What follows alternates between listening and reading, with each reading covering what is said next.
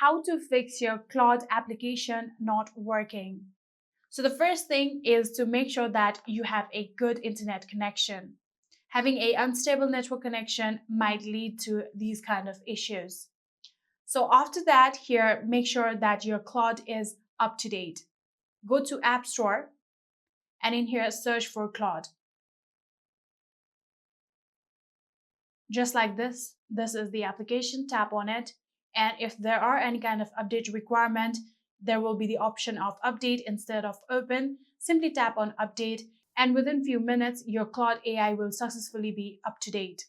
So after doing that, if it's still not working, then finally you can try to offload your application, get to your settings, and then from here, scroll down, tap on general, then tap on iPhone storage. And then from here, keep scrolling. Here you can see all of the applications. Then tap on show all if you can't see Claude. Search for Claude.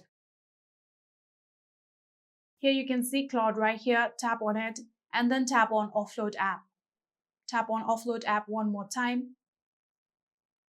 And then in order to reinstall, tap on reinstall app.